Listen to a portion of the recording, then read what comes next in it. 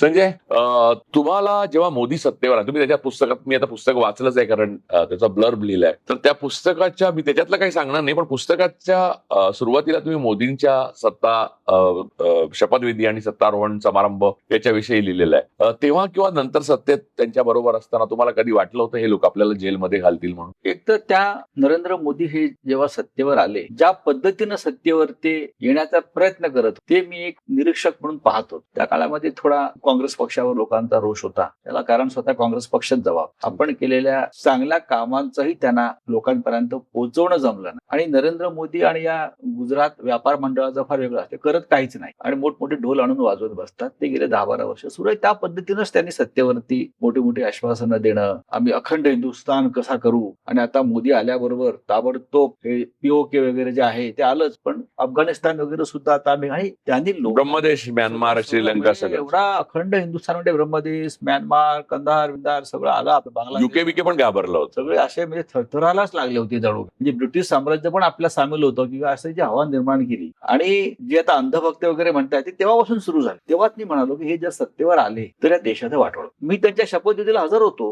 म्हणजे माझ्याकडे ते फोटो त्यात खरं टाकायला, मी उद्धव ठाकरे साहेबांचं व्हिडिओ शूटिंग केलंय, कधी नव्हे ते असंच. ते त्या मोदींना पाठिंब्यासाठी ते पत्र जे तयार करून आलं ते पत्र मीच घेतलं दिल्लीमध्ये. आणि त्यानंतर ते राष्ट्रपतींना द्यायच्या पत्रावर तेव्हा आमचे 18 खासदार होते. आमची फार गरज होती त्यांना. त्याच्यावरती उद्धवजी सही करतायत ते पत्रावरती मोदींना पाठिंब्यासाठी, ते मी शूटिंग केलंय असंच गमतीने. आणि मी त्यात म्हणतोय की माननीय उद्धव ठाकरे साहेब देशाचा प्रधानमंत्री नेमताना मी शूटिंग करतो, हा ऐतिहासिक क्षण आहे. हो.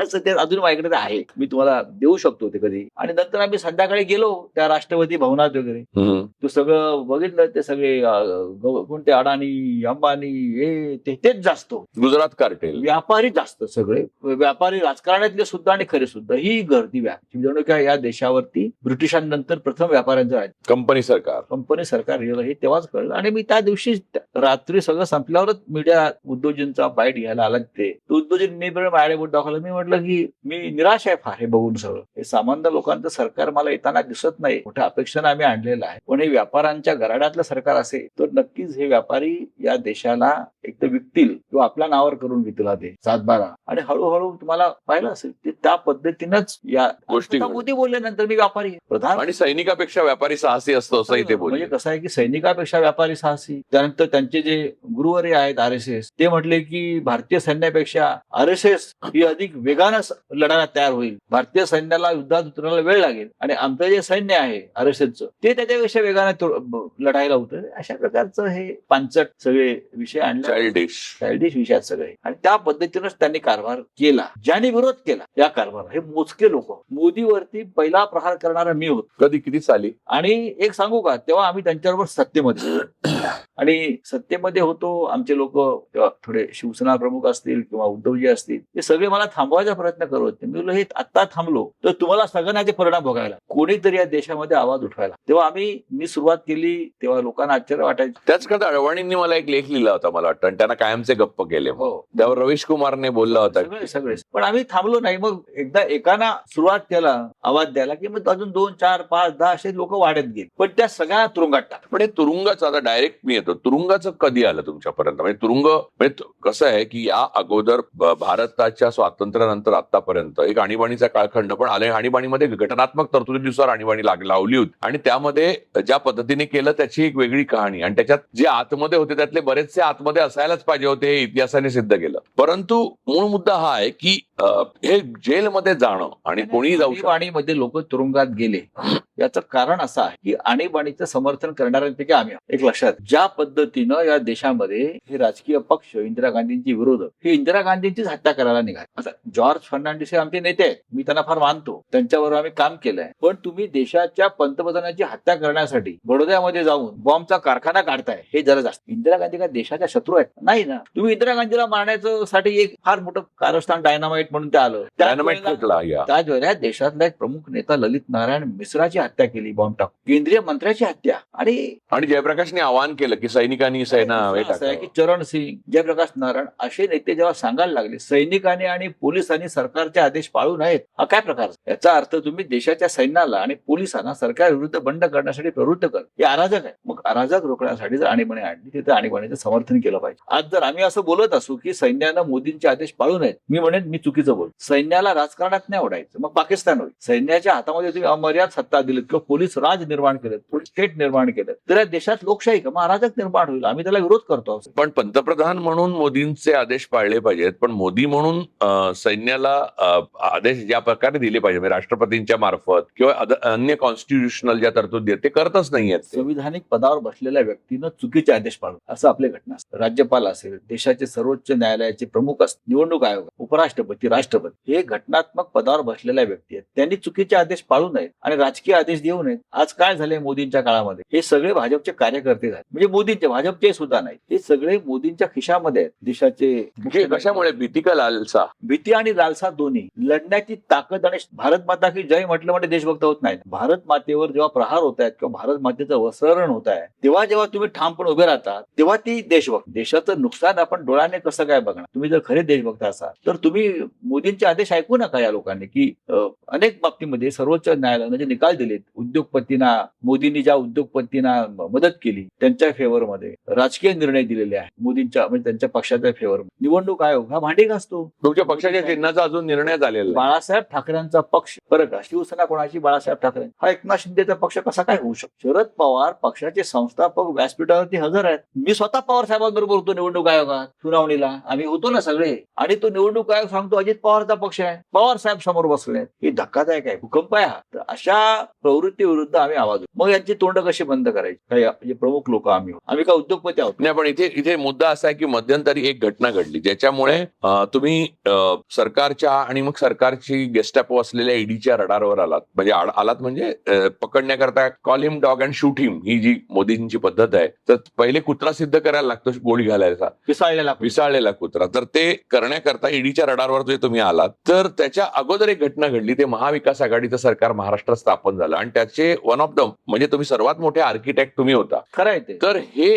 ते खरं म्हणजे खरंच आहे, कारण ते दिसलं सगळ्यांना माहिती होतं की संजय राऊत एक नसतील, वजा झाले किंवा बीजेपीच्या बाजूने गेले किंवा तटस्थ राहिले. त्यात तुम्हाला मध्यंतरी त्यात ते महाविकास आघाडी सरकार स्थापन होत असताना काहीतरी आजारी झालात थोडे तुम्ही. तर तुम्ही ऍडमिट झाल्यावर बऱ्याच जणांना वाटलं की भारतीय जनता पक्षाची ऍडमिशन आहे म्हणून. तर तसं झालं नाही. परत तुम्ही बाहेर आला आणि ते सरकार स्थापन झालं. तिथून तुमच्या मागे हे लागलं का त्याच्या अगोदरच ठरलं होतं? नाही, साधारण भारतीय जनता पक्ष हा मला त्यांचा महाराष्ट्रातला पहिला क्रमांकाचा शत्रू मानतो, पण मोदी मानतो. मी काही त्यांचा व्यक्तिगत करण्यासाठी शत्रू नाहीये ना. In the interest of nation, राष्ट्रीय. पण कोणीच त्यांचा व्यक्तिगत शत्रू नाही. त्यांनी केलंय काय व्यक्तिगत शत्रू असायला? राष्ट्रहितासाठी त्यांचं शत्रुत्व पत्करले. जसं स्वातंत्र्याच्या आधी अशा अनेकांनी पत्करलं ब्रिटिशांचं. काही लोकांनी रावसाहेब, राव बहादूर वगैरे पदव्या घेतल्या, पण काही असे होते स्वाभिमान्य लोक, त्यांनी नाही घेतल्या. ते लढत राहिले. त्यातले नव्या लढ्यामध्ये आमच्यासारखे काही मोजके लोक राहिले. पण नेमकं कधी आलं ते चक्र? सरकार भाजप बरोबर सरकार आम्ही नाही बनवू शकतो. त्या काळामध्ये नक्कीच आमची युती होती भारतीय जनता पक्षावर. अमित शहाने शब्द दिला होता इथे मातोश्रीवरती येऊन, पॉवर शेअरिंग 50-50 होईल. Power sharing 50-50. आता पॉवर शेअरिंग 50-50 अर्थ काय असतो? सर्व पदही समसमान वाटत. मग मुख्यमंत्री पद काय एनजीओचं पद आहे का? ते एनजीओ नाही ना. मुख्यमंत्री म्हणजे नाही, ते मुख्यमंत्री पद सोडून असं नसतं ते. तुम्ही जर पाहिलं हॉटेल ब्ल्यू सी मधली पत्रकार परिषद, त्यात अमित शहा बसलेले आहेत, त्याच्यामध्ये देवेंद्र फडणवीस आहेत. ते सांगतायत आमचं असं ठरलेलं आहे, असं करायचं. पण त्या पत्रकार परिषदेमधून मी एका मिनिटात निघून गेलो हे तुम्हाला दिसतं. कारण हे सगळे बनावट लोक आहेत, हे खोटं बोलतात हे माझ्या लक्षात आलं आणि मी तिथून निघूनच गेलो. मी अजिबात थांबलो नाही. त्या दिवशी मवियाचं बीज निर्माण झालं का? हा झालं. आणि मग मला असं वाटलं की निकाल लागल्यावरती हा शब्द पाळला पाहिजे, निदान चर्चा तर केली पाहिजे. तुम्ही आम्हाला अशा पद्धतीनं अपमानित नाही करू शकत. माझ्या पक्षामधला मी एक प्रमुख माणूस आहे जो आयुष्यभर बाळासाहेब ठाकरेंबरोबर राहील, त्यांच्या कुटुंबाबरोबर राहील, काय मिळो वगैरे नाही मिळो. मला असं वाटलं की अपमान आहे आमच्याशी तुम्ही बोलायलाच तयार, चर्चा तर करा. नाही, बोलत नव्हते अजिबात नाही. त्यांनी दरवाजे बंद. पण फडणवीस म्हणतात की ते बोलायचा सतत प्रयत्न करत होते. काय बोलत होते ते त्यांनी सांगावं ना. ते काय बोलत होते माझं आव्हान आहे त्यांना. कोणतरी इथे चेंबूरला गुंडे म्हणून कोणतरी राहतात, ते मध्यस्थ आले, असे कोणी बरेच लोक आले. गुंडे काय पक्षाचे अध्यक्ष आहेत का? त्यांच्या पक्षाचे अध्यक्ष आहेत का? ते राज्याचे प्रमुख होते का? ते कोणी असतील, असे खूप लोक असतील. मला त्याच्याविषयी काय बोलायचं नाही. पण तुम्ही जर एक सरकार स्थापन करण्यासाठी शेवटी आपल्या युतीतल्या प्रमुख पक्षाबरोबर बोलायचं असेल ते सर्वांना चर्चा. त्यांनी एक अट घातली की चर्चा संजय राऊत अटकली का? तुम्ही काय करायचं चर्चेमध्ये? थांबवायचा का चर्चा? मी म्हटलं जी अग्रीमेंट आहे आपली झालेली त्याच्यावरती बोला. म्हणजे मुख्यमंत्री पद किंवा इतर काही प्रमुख पद ठीक आहे, तुम्हाला 100 जागा आहेत, आमच्यापेक्षा तुम्ही जास्त जागा जिंकल्यात, ते कसे जिंकले ते सगळ्यांना माहिती आहे, आमच्या जागा कशा तुम्ही मारल्यात हे आम्हाला माहिती आहे, या सगळ्या गोष्टी मान्य आहे. पण अमित शहा स्वतः कधी नव्हे ते आपला अहंकार बाजूला सारून स्वतःच्या त्या कॉन्व्हॉय बरोबर मातोश्रीला आले होते. ते आले होते परत युती करा सांगण्यात, कारण 2014ला युती तुटली होती ना, आणि त्यांना माहित होतं की युती जर तुटली तर परत महाराष्ट्रामध्ये आम्हाला उभं राहता येणं कठीण आहे. पण असं एक, मी पटकन मागे जातो, असं एक म्हटलं जातं की जेव्हा वाईट काळ होता तेव्हा अमित शहा अगोदर मातोश्रीला आलेले होते. असं आहे का खरं? मी ते ती कथा खरी आहे का? आहे ना, मी पुस्तकात ते लिहिलं आहे, लोकांनी ते वाचलं पाहिजे. अमित शहा किंवा हे व्यापारी लोक काय वृत्तीचे लोक आहेत, मातोश्रीवरती आले, मातोश्रीची मदत घेतली आहे. बाळासाहेब ठाकरेंनी त्यांना कल्पनेपलीकडे जाऊन मदत केली. शरद पवारांनी त्यांना मदत, जर शरद पवारांनी आणि बाळासाहेब ठाकरेंनी अमित शहाना मदत केली नसती तर अमित शहा तुरुंगातच असते अजूनही. पण कृतज्ञपणाचा जो कळस आहे तो या पण तसं नेहरूंच्या बाबतीत पण आहे. पटेल उठवायला तयार नव्हते बंदी RSS वर, ती नेहरूंनी उठवली. आता नेहरूंची सगळ्यात जास्त बदनामी ते. लिबरल आहेत. हा. बाळासाहेब ठाकरे असतील, शरद पवार आहेत, हे महाराष्ट्रातलं एक पुरोगामी नेतृत्व आहे. जरी ते कडवट असेल एखाद्या विषयात, पण त्यांनी राजकीय शत्रुत्व मनात फार कोणाविषयी बाळगले, हे तेवढं सत्य आहे. अमित शहाना जी मदत केली आहे, मी ती पुस्तकात लिहिलेलं आहे, अमित शहाना फार टोकाला जाऊन मदत केली बाळासाहेब ठाकरे, आणि त्यांनी बाळासाहेब ठाकरेंचा पक्ष संपवायसाठी देशातली संपूर्ण यंत्रणा वापरली. शरद पवारांनी नरेंद्र मोदीच्या वारंवार विनंतीवरून वारंवार अमित शहाना मदत, जामीन मिळवण्यास त्या काळात ते वणवण फिरत होते, आणि त्यात अमित शहाने शरद पवारांचा पक्ष फोडला. ही यांची नैतिकता आहे, कृतज्ञता. हा, ही यांची कृतज्ञता. हे आतापर्यंत मी का लिहिलं नव्हतं, कारण अनेक गोष्टी अशा असतात की त्या राज राहणे सिक्रेट असतात. आपल्या समोर काही गोष्टी घडलेल्या आहेत, त्याच्यावर आपण बोलायचं नसतं, लिहायचं नसतं, पथ्य मी पाळलं. पण मला आता सांगा, आता डायरेक्ट आपण येतो, म्हणजे पुस्तकात काय लिहिले ते पुस्तकातलं लोक वाचू दे, पण तुम्हाला कधी जाणीव झाली की आपल्याला अटळपणे आता हे लोक तुरुंगात घालणार? ही जाणीव पहिल्यांदा कधी झाली? नाही, जेव्हा हे सरकार कोसळलं, मवियाचं सरकार कोसळलं, त्या पुस्तकात मी लिहिलं आहे की मला काही लोक दिल्लीत भेटले,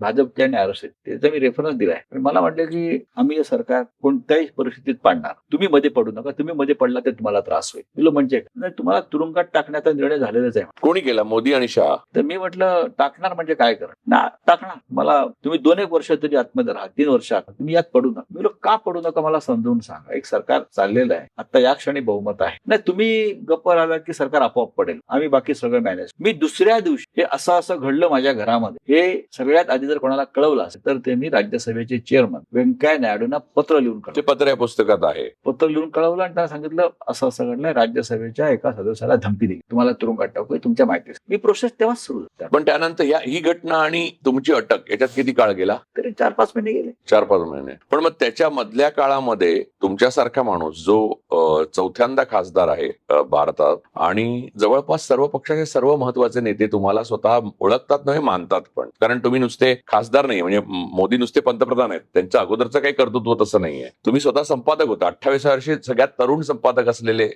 भारतातले संपादक सामनाचे, आणि ते म्हणजे अत्यंत खडतर आणि वेगवेगळ्या वादळी कालखंडामध्ये, आणि त्यात बाळासाहेबांबरोबर जुळवून घेऊन, आणि बाळासाहेब आणि बाळासाहेबांचे शत्रू या दोघांबरोबर एकाच वेळेला जुळवून घेतलं. म्हणजे मला माहिती आहे की सामनामध्ये ग्रेस कवी सुद्धा लिहित असत आणि नामदेव ढसाळ पण लिहित असत. तर मूळ मुद्दा असा आहे की हे सगळं असताना तुमची ओळख पाळख आणि म्हणजे हे जे गुजराती लोक सेटिंग करतात सगळ्यासाठी, ते सेटिंग वगैरे तुम्ही केलं नाहीत का? ईडी बरोबर, CBI बरोबर, अमित शहा बरोबर? मग तुम्हाला अधिकाऱ्यांबरोबर करण्याची काही गरजच नव्हती. कशाला? तुम्ही अमित शहा बरोबर आणि मोदींबरोबर बोलू शकता. त्यांच्याबरोबर मी युद्ध पुकारलेलं आहे, त्यांच्याशी सेटिंग करण्यामध्ये मरण पत्करण आहे. पण म्हणजे त्यांची काय बोलले का? तुमचं बोलणं झालं का कधी? मी एक विषय मांडलाय, मी स्वतःच सांगितलं की जेव्हा माझ्या इतर सहकारी मित्रांवरती त्यांनी मला घाबरवण्यासाठी धाडी सुरू केल्या कारण नसताना, किरीट सोमय्यांनी बदनामी सुरू केली अनेक बाबतीत, तेव्हा मी अमित शहाला फोन उचलला रात्री 12 वाजता, जेव्हा काही लोकांना रेड्स पडल्या माझ्या जवळ. मी इतरांवरती कशा रेड टाकतात, मी बसलो नाही इकडे, तुझ्या घरासमोरच माझं घर आहे म्हटलं, मग अरेस्ट करू मुझे हवी. काय बोलले? मी म्हटलं हिंमत असेल तर तू मला हात लाव, मी इथे बसलेलो आहे, दिल्लीतच आहे, तुम्ही किरकोळ लोकांवरती रेड्स घालून त्यांना त्रास देताय माझ्या, हे मला काय पटत, त्यांचा काय संबंध नाही राजकीय दृष्ट्या कोणाशी. मी आहे आणि मी तुम्हाला अवेलेबल आहे म्हटलं अटक करण्यासाठी, तुम्ही कंडू शमवा ना तुमचा, आणि ठेवून दिला फोन. त्याच्यावर त्याने उत्तरच दिलं नाही. नाही मुझे मालूम नहीं, ऐसा होता है क्या, मुझे मालूम, अब गृहमंत्री हो म्हणे, मुझे मालूम नाही. बोलो मी आहे नाही ते, माझ्यात दम आहे म्हटलं, मी तुला सांगतोय मला अटक कर म्हणून, त्या फालतू रेड्स बिट्स हे सगळे बंद करा म्हण, मी काय तुला घाबरतो काय म्हण. पण यामध्ये एक गोष्ट अशी होते की माणूस जेव्हा त्रास होतो, म्हणजे आपण आपल्यासारखी जी माणसं आहोत ती ऑक्युपेशनल हॅझार्ड किंवा आपण एका पद्धतीने बनलेलो आहोत आणि महाराष्ट्राचे आहोत, त्यामुळे आपण लढू शकतो. पण फॅमिली पर्यंत जेव्हा ते येतं तेव्हा ते फार वेदनादायक असतं. माझ्या तुमची माझ्या आता मुलींना मी लहानपणापासून ओळखतो, कारण आपण त्यांचं लग्न झालं तर ते त्यांच्या फुलवाल्या आई माझी मिसेस, त्यांचा काय संबंध आहे, माझे मित्र त्यांच्याकडे रेट्स टाकायचे, तू विचारा गरीब चार्टर्ड अकाउंट, मी दम दिला, मला पकडणं म्हटलं साल्या, मी आहे ना, मी गुंड आहे म्हटलं, तू काय गुंड आहे काय, तुझा बाप आहे गुंड म्हटलं, मी तुम्ही काय सांगताय मला, मी काय तुम्हाला धमक्याला तुमच्या घाबरतोय रेट बिट्स ना म्हटलं. माझ्या घरी जेव्हा ईडीचे लोक आले सकाळी 6 वाजता तेव्हा त्यांना बोललो, हे नाटक मत करना, हो सर्च बीच करना है, यहाँ कुछ नहीं है, अरेस्ट करना है तो अभी अरेस्ट करो, मेरे पास टाइम नहीं है, शाम तक मत रुकना, ये सब उधर नाटक नहीं जात. इथे एक पुस्तकात एक घटना आहे, म्हणजे मी पुस्तकाबद्दल बाकी बोलणार, पण एक मुलीला फसवून त्यांनी कागद ठेवला असं एक तुम्ही काहीतरी खोटे कागद तयार केले. खोटे कागद, काय घटना आहे ती? 40 गुंठे जमीन माझ्या गावातली, माझी 40 गुंठे म्हणजे 1 एकर पण नाही, अर्धा एकर पण नाही, ते मी त्या जागेसाठी काहीतरी कोणाला कॅश दिली असं असं कागद दिलंय. मी त्याला म्हणालो त्या ऑफिसर, ती एकटी गेलेली ना, ती एकटी गेली तिथे, कोणीच नसल्यामुळे इथे रेड पडली आणि दादरला पण रेड पडली. मी त्याला असं विचारलो, तुम पागल आहे का मैं पागल, ज्याच्यावरती ईडीची कारवाई सुरू आहे, तुम्ही रोज आम्हाला बोलवताय चौकशीला, आणि असा कागद कोणी आपल्या घरात ठेवेल का की मी कोणाकोणाला कॅश दिली जमीन विकत घेण्यासाठी, असा कोणी कागद ठेव. हस्ताक्षर कोणाचं होतं? टाईप केलेला कागद. ओके, टाईप केलेला कागद, तो कागद घेताना उडवला आम्ही. चल म्हटलं, तुम्हाला ईडीच्या ऑफिसमध्ये ट्रीटमेंट कशी मिळाली? तिथे ट्रीटमेंट हा प्रकारच नसतो ना, काय असणार ट्रीटमेंट? लोक एवढे घाबरतात का? म्हणजे तुमचे ते एकनाथ शिंदे 40 लोकांबरोबर सरळ गेलेच तिकडे, म्हणजे एकदा त्यांच्या माणसाला उचलल्यावर लोक घाबरतात. कशाला? गांडू आहेत ते. पण कशाला घाबरतात? मार खाण्याला का? बघा, मार खाणं बिणं या पुढल्या गोष्टी. तुम्ही इतके वर्ष राजकारणात आहात, तुम्ही भाईसारखे फिरता ना, मग भाईसारखे जगा. आमच्या समोर कोणी यायला तयार नव्हतं अटक केल्यावर. तुम्ही भाई आहात ना, स्वतःला भाई मानता ना, दादा मानता ना, तुम्ही त्या पद्धतीने जगला, तुम्ही गुडघे टेकून. काय करणार फार तर मी अनेकदा नरेंद्र मोदी काय करणार, इथे गोळी घालेल, आता अटक करेल, अटक करून झाला आता गोळी घालेल, पुढे काय सोपं आहे का? ते हरेन पंड्यांपासून आतापर्यंत अनेक लोकांना गोळ्या घातल्या. नाही, मुद्दा हा आहे की यातला सगळ्यामध्ये तुम्ही एक असं पुस्तकामध्ये लिहिलेलं आहे, मला आठवतं की ज्या दिवशी अटक झाली आणि रात्री झोपायची वेळ आली तेव्हा मी शांत झोपलो बऱ्याच दिवसांनी. माझी झोपायची वेळ झाली, बोलो हमको सोने का टाइम हो गया है, तुम्हारे अरेंज ब्रश का सब डॉक्युमेंट्स पूरा कर दो, मेरा अभी 11-12 बज गया, लेट हो गया. आणि तुम्ही जाताना पण सगळ्यांना बोलला ना पेढे वाटा पेढे म्हणून, कारण अशा पद्धतीनं आमच्यावरती हल्ले करून ते महाराष्ट्र कमजोर करू केला की म्हणून अडाणीने विकतच घेतला. माझ्या अटकेले टाळ्या वाजवतात त्यांनी पेढे वाटा, महाराष्ट्र कमजोर होतोय. मला एक सांगा की महाराष्ट्राचं राजकारण हे दिल्लीच्या आणि उत्तरेच्या राजकारणावर या अरे कसला वेगळा, साधा काही द्या, दे थोडस चहा द्या, म्हणजे कॉफी द्या. तर महाराष्ट्राचं राजकारण हे वेगळं होतं. म्हणजे कसं की महाराष्ट्रात एका पक्षाचा नेता, मी कित्येकदा बघितलंय गोपीनाथ मुंडे, आणि मी गोपीनाथ मुंडेंकडे निघालो आणि जेवायला बोलवलं त्यांनी म्हणून, आणि विलासरावांकडनं निघालो तर विलासराव म्हणले कुठे चालला, तर म्हटलं गोपीनाथरावांकडे. कशाला? जेवायला बोलवलंय, चला मी सोडतो, आम्हाला नाही बोलवत. आणि मग ते नाही, तेही जेवले माझ्यावर. आणि या प्रकारचं वातावरण असलेल्या महाराष्ट्रामध्ये तुम्हा एक महाराष्ट्रातला मोठा नेता, एक मोठा संपादक, मोठा लेखक मोठा आहे हे या पुस्तकानंतर पुन्हा एकदा कळेलच लोकांना. पण या पद्धतीने त्याला अमानुषपणे त्याच्या कुटुंबाला छळून नंतर पुन्हा त्याच्या काय म्हणतात त्याच्या सचोटीवर, त्याच्या खरेपणावर, म्हणजे एवढ्या कारकिर्दीवर डाग लावून त्यांना त्रास देत आहेत. तर अशा वेळेला महाराष्ट्राचे आताचे मुख्यमंत्री, तेव्हाचे विरोधी पक्ष नेते, तेव्हा ते आणि नंतर ते 5 वर्षात मुख्यमंत्री बीजेपीला मिळालेच नाहीत. म्हणजे कारण उद्धव ठाकरे जास्त दिवस मुख्यमंत्री राहिले आणि एकनाथ शिंदे कमी दिवस राहिले, पण दोघांनी मिळून 5-5 वर्ष, 2.5 वर्ष वाटून घेतली. म्हणजे शिवसेनेलाच मिळाली. म्हणजे नियती कशी असते बघा. तर आता जे मुख्यमंत्री फडणवीस साहेब, तर त्यांनी महाराष्ट्रीयन म्हणून तुमच्या या संपूर्ण अटकेच्या प्रकरणात काय रोल बजावला? त्यांचा रोल हा पडद्यामागे होताच, आम्हाला अटक करण्यामागे. म्हणजे अटक करण्यामागे होता सगळ्याच बाबतीमध्ये. महाराष्ट्रातल्या ईडीच्या कारवाया या त्यांच्या सूचनेनुसारच झाल्या ना. महाराष्ट्रामध्ये जे नवाब मलिक, अनिल देशमुख, इतर काही लोक, हे बघा असं आहे की नवाब मलिकांच्या बाबतीत एक होतं की त्यांनी त्यांचं व्यक्तिगत काहीतरी बोलले. तुम्ही आयुष्यात कधी त्यांचं व्यक्तिगत काही बोलला नाही, पण या बाबतीत त्यांनी म्हणजे त्यांचा चेहरा उदारमतवादी जो आहे, नाही ते उदारमतवादी अजिबात, ते कारस्थानी आहे. अच्छा, मला आधी वाटायचं ते उदारमतवादी आहे. आहे, तो चांगला माणूस आहे, बरं का, असं माझी एक समजूत होती शेवटपर्यंत. आणि अजूनही मी त्या पद्धतीने त्यांना मानतो की एक महाराष्ट्रातला तरुण नेता आहे, मुख्यमंत्री आहे. मुख्यमंत्री आहेत म्हणून ते नेते आहेत, ते काय यशवंतराव चव्हाण नाहीयेत किंवा ते शरद पवार नाहीयेत की सत्तेशिवाय पण नेतृत्व मी करू शकतो. ते पदावर आहेत म्हणून नेते. पण या सगळ्या काळात तुम्ही विचारलं त्यांना कधी की हे अटक वगैरेचं काय चाललंय मी म्हणून? माझ्या आयुष्यामध्ये माझ्यावर झालेल्या अन्यायाचा मी स्वतः प्रतिकार करत राहिलो. मी कधीही कुठला नेता किंवा अमुक तमुक या कालखंडात मोदीजी कधी तुम्हाला भेटले?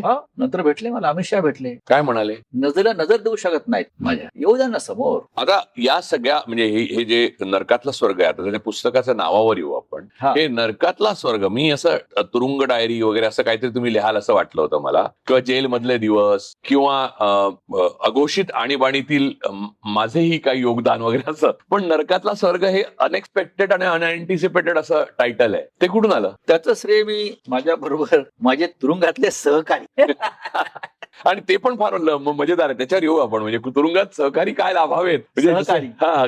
तुरुंगातले सहकारी अविनाश भोसले जे उद्योगपती आहेत, बिचारांना त्यांनाही तिथे बराच काळ काढावा लागला. खरं म्हणजे त्यांचे तर सगळ्यांशी चांगले संबंध. अविनाश भोसले यांचे सगळ्यांचे चांगले संबंध म्हणून खूप त्यांचा गवगवा होता. तो मला पण धक्का बसला, कारण अविनाश भोसलेला मीही ओळखतो. मित्रांना मदत करायची न्यायालयात. एक्झॅक्टली. तर त्यांना कसं काय अटक झाली? कोणाशी वाकडं घेतलं त्यांनी? आता तरी काय त्यांना माहिती काय घेतलं. आम्ही त्यांचेच वेगळे इंटरव्ह्यू करायला पाहिजे, केला पाहिजे. तर हे नाव जे आहे नरकातला स्वर्ग, अविनाश भोसलेने दिलं. अच्छा. म्हणजे अनेकदा कधीतरी जाता येताना ते एक यार्ड नंबर 10 होता, तिथे काही लोक होते प्रमुख उद्योगपती, अमुक तमुक, एकनाथ खडसेंचे जावई.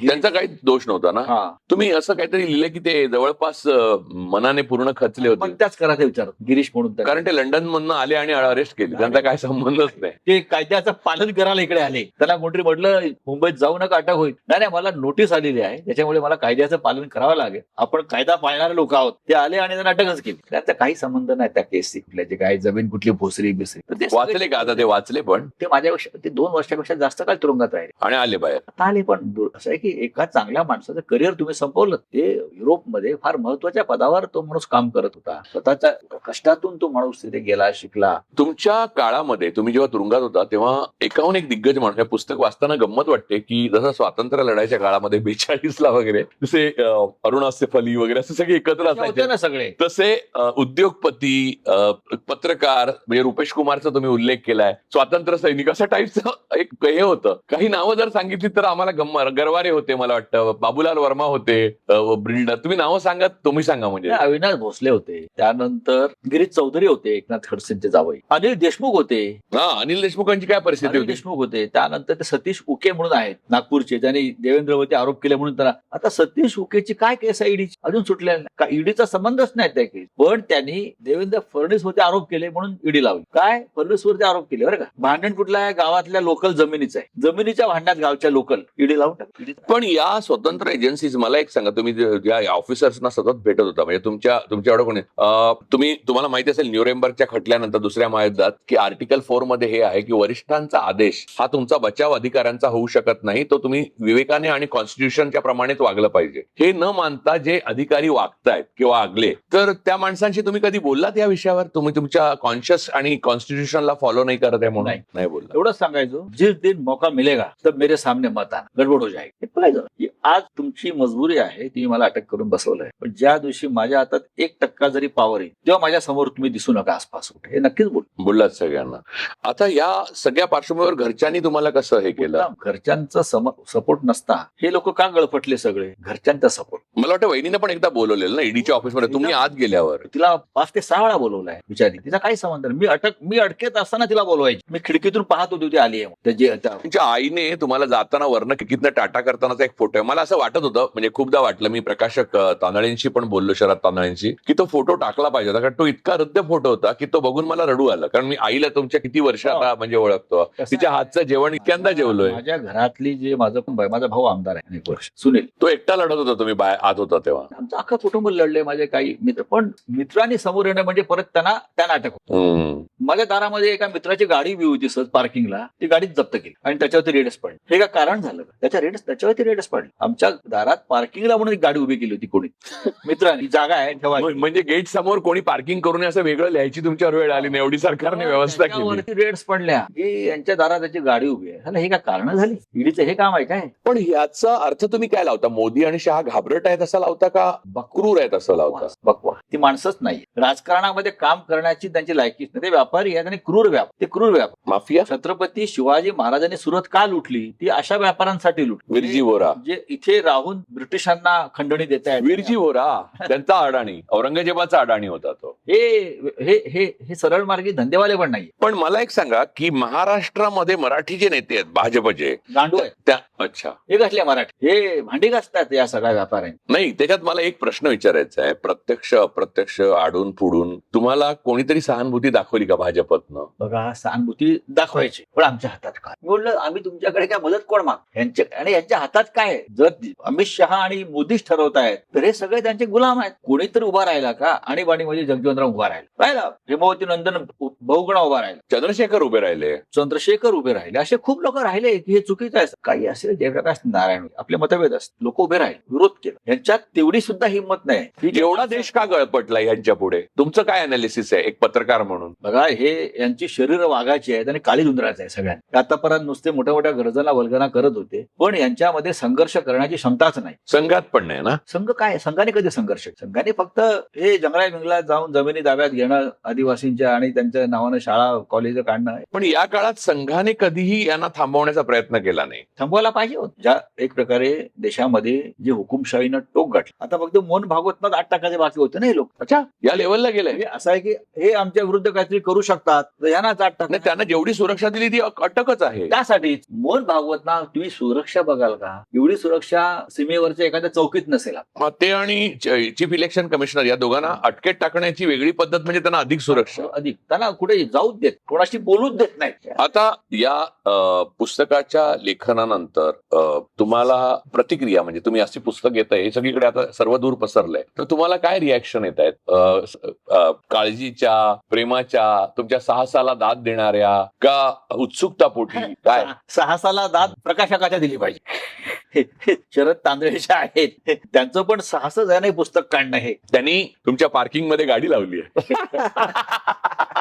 बघा, आमचं अख्खं आयुष्य आहे ना रस्त्यावर गेलं. आम्ही शिकलो, काय म्हणतात ते शिकलो. आम्हाला लिहा वाचायला आलं चांगलं, आम्ही लिहायला लागलो. पण आमचं अख्खं आयुष्य संघर्ष करणाऱ्या बाळासाहेब ठाकरेंबरोबर गेलं ना. आणि बाळासाहेब ठाकरेंनी कधी कोणापुढे गुडघे नाही टेकले. आम्ही काही मोजके लोक आहोत त्यांच्याबरोबर राहिलेले, जे त्यांचे गुण आम्ही आत्मसात. माणसाला केव्हा तरी जायचंच आहे ना, सन्मानानं जाणार. घाबरलेत ते सुद्धा जाणारच आहेत. ते अत्यंत वाईट पद्धतीने जाणार आहेत. लोक निदान आमचा संघर्ष तरी लक्षात ठेवतील की हा माणूस लढता लढता मारता मारता गेला, मारता मारता मरावे, हा जो एक मंत्र आहे ना रामदासांचा, आम्ही त्यातले आहोत. काय अरे तुम्ही पण जाणार आहात. मोदी शाह का अमृत पिऊन आलाय का? मोदी आणि शहाला कोणी अमृत आणून दिलं का? रोज हे 2 पेग अमृत प्या म्हणून? हे जाणार आहेत. पेग ही सॉलिड गोष्ट आहे. अमृत पेगनी नाही पित असं म्हणतात. नाही, ते पित ते पेग व्यापारी आहेत, त्यांना जास्त अमृत पित असेल. एकनाथ शिंदे, नाही, एकनाथ शिंदेबद्दल मला प्रश्न विचारायचा होता की तुमचे सहकारी होते, इतका काळ तुमच्याबरोबर पक्षात होते, माझा मित्रच होता तो. एक्झॅक्टली, तुमचा मित्र असतील, पण राजकीय प्रॉब्लेम. पण मला सांगा, ते त्यांच्या बाबतीत मला एक निर्णय कधीच करता आलेला नाही, कारण मी कधीच त्यांना ओळखतच नाही. म्हणजे मी त्यांना प्रत्यक्ष भेटून एकदा दोनदा तुमच्या आपल्याच घरच्या लग्नात मी त्यांना भेटलो होतो. तर उर्वशीच्या लग्नात भेटलो होतो. तर मला सांगा की ते घाबरून गेले का लालसेने गेले? त्यांना मुख्यमंत्री पद ऑफर केल्यामुळे गेले का घाबरले ते? त्यांच्या समोर 2 पर्याय आहेत. तुरुंगात जाताय की मुख्यमंत्री होत आहे. म्हणजे तुरुंगात जाताय की मुख्यमंत्री होत आहे. त्यांनी तो दुसरा पर्याय स्वीकारला, मुख्यमंत्री पदार्थ. स्वतः कोणी करेल ना, म्हणजे असं तुरुंगात जाताय की मुख्यमंत्री. पण तुम्हाला लालूच नाही दिली का काही? तुम्हाला हे देतो ते देतो? मला गेले 40 वर्ष लालूच दाखवतायत. मला नकोच आहे ना काय. पण या बीजेपीने तुम्हाला काय देऊ केलं? हो, बीजेपी असेल, शिंदे, माझ्या अटकेच्या आदल्या शिंदेने माझा चर्चा झालेली. अमित शहाशी बोलू काय? बोलू कशाला? मी नाही बोलू शकत, मी डायरेक्ट बोलेन. खूप मोठी लालूच देतात का? मोठी पुढच्या वेळी मला माझा पत्ता देतात.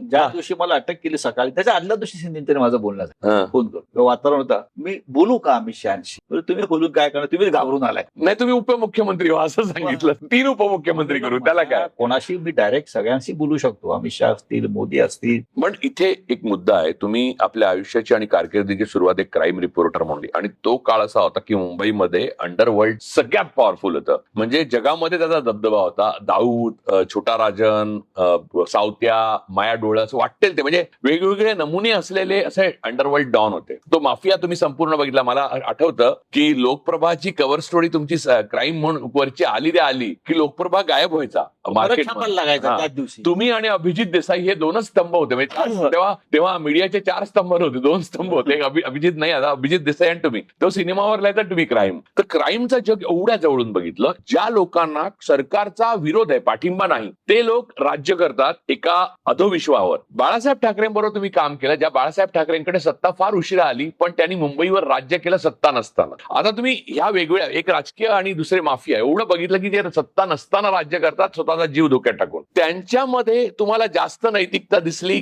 का मोदी शहाची सत्ता असलेल्या अंडरवर्ल्डमध्ये नक्कीच नैतिकता होती. ती नैतिकता होती 100% नैतिकता. हाजी मस्तान असेल, करीम लाला असेल, युसुफ पटेल असेल, बरं का, हे जी नावं तुम्ही घेताय, तेवढी नैतिकता मोदी शहामध्ये नाही. मी असं आहे की सगळ्यात दाऊद इब्राहिमशी डील केलेला माणूस. मी त्यांच्याशी बोललेलो आहे त्या काळात, एक रिपोर्टर म्हणून. त्या काळामध्ये मी अनेकांशी माझं एक्सप्रेस टॉवरला मला लोक भेटायला यायचे. तेव्हा छोटा माणूस होता तो. यायचे, तो पळून जाण्याआधी पण त्याच्याशी माझं बोलणं झालेलं आहे. पण तेव्हा कसं होतं की तेव्हा बॉम्बस्फोट मुंबईत झाले नव्हते किंवा त्याचं या सगळ्या प्रकरणात नव्हतं. पण आम्ही हे सगळे जवळून पाहिले लोक. तसं त्या डोवाल आणि छोटा राजन हे एकत्र मीरा बोरवणकरांनी सांगितलं की त्यांना छोटा राजनचा माणूस विकी मल्होत्रा आणि विकी बरोबर सापडले होते आणि छोटा राजनना आता इथे आणण्यात आलं. त्याला हिंदू डॉन बनवलं. सगळ्यांच्या स्टोरी फोटो सेशन आम्ही केलेलं आहे. आम्ही बोललेलो आहोत एकमेकांशी अनेकदा.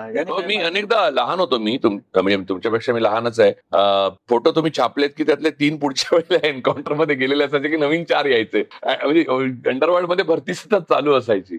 परंतु त्यांची नैतिकता तुम्ही जास्त मानता या सरकारपेक्षा. नक्कीच.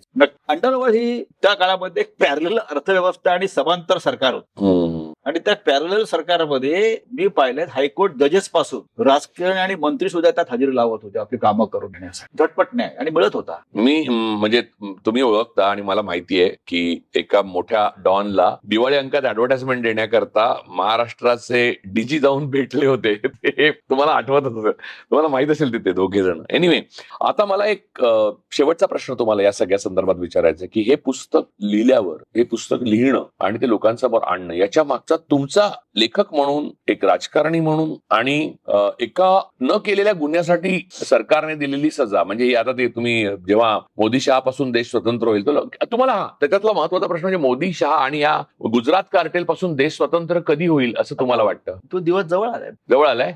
जमाची मिठाई वगैरे आणून ठेवायची. आणून ठेवा तुम्ही, फटाके आणा, मिठाई आणा. ठीक आहे. तर आता मला सांगा की हे जे हा काळा कालखंड आहे त्याचं डॉक्युमेंटेशन तुम्ही केलं लेखक म्हणून, त्याचा तुमचा हेतू काय होता? हेतू असा होता की एक तर बघा, तुरुंगामध्ये माणसानं आपला जो वेळ आहे तो सत्काराने लावा. मी लिहिणारा माणूस, त्या संपूर्ण काळामध्ये माझा अग्रलेख रोज येत होता सामना छाप. कसा ते विचारायचं. रोज माझा अग्रलेख असेल, माझे स्तंभ असतात, तिथून यायचा. रोज माझे अग्रलेख यायचे आणि शोध घ्यायचे सगळे येतंय कसं. पुस्तक मी तुम्ही कांद्याच्या रसाने लिहून पाठवायचं का?